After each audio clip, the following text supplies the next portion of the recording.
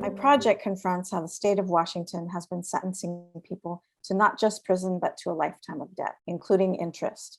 I was physically shocked and appalled by this policy around sentencing people to also debt as part of a criminal punishment.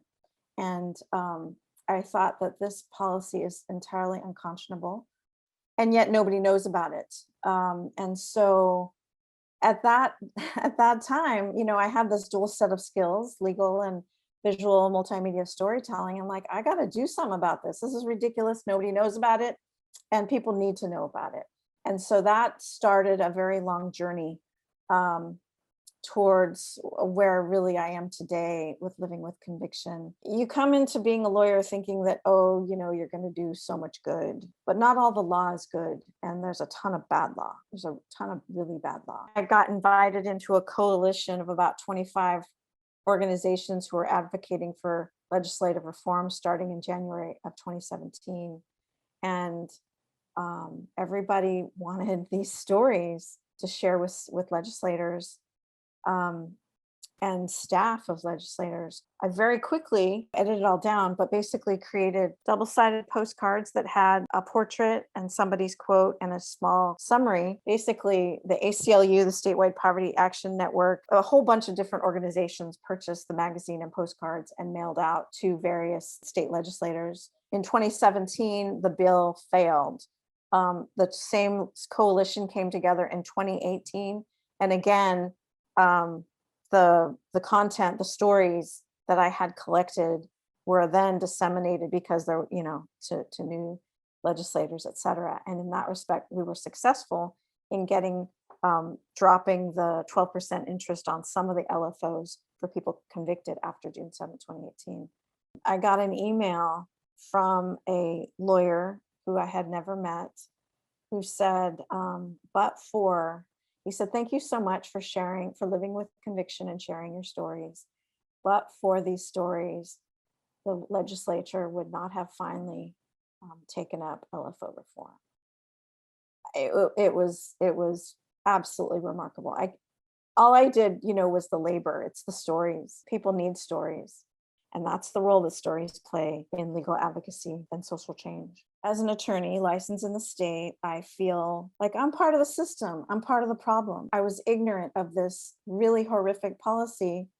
And in my ignorance, I was complicit in it. And I felt like, I've got to do something about it. What's been most striking about this project is the degree to which the legal community has really embraced the project and really wants to understand the impacts of this policy on people. It's been really, really remarkable. This isn't my story to share. I'm just creating the platform. I'm a conduit, but I would like to do even more participatory work and more collaboration. I really struggle with, am I the right person to do this? Well, I care. I really respect everyone that I work with, and they're letting themselves be vulnerable in a situation post-incarceration in which vulnerability is considered an enormous weakness. So I don't know if I'm the right person, but people were willing to share with me. The intention of the project is to challenge the narrative about what it means to be a felon. My intention through the medium is to, again, connect and be as personal as possible, and breaking down all those walls. The people in the project, when they talk about their LFOs and they talk about the incarceration, I did my time, but I'm still paying for it 16 years later.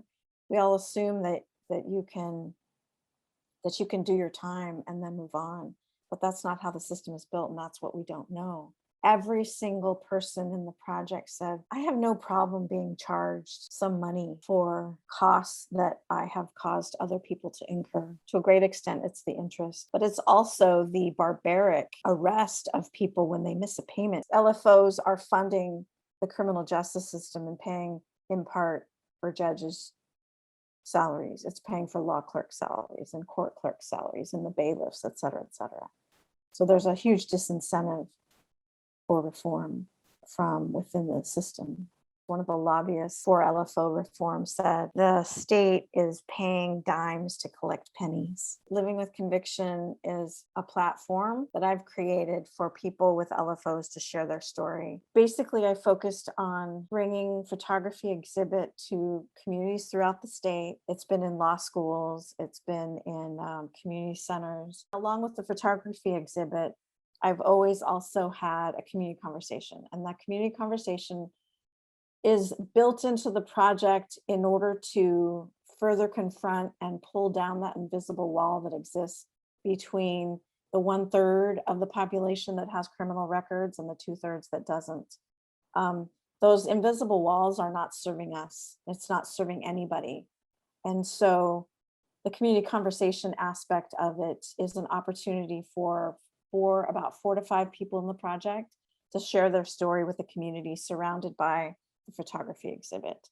I then no longer am the go-between between people with stories about LFOs and the people who need to hear it. So these are typically really engaging. People are shocked. At the end of each community conversation, I usually have a few action items, next steps. I ask them to please tell 10 friends about one of these stories, because stories stick with you. I believe that, and this is something that Brian Stevenson said, the founder of the Equal Justice Initiative, get proximate, which is really just a legal fancy term for get close.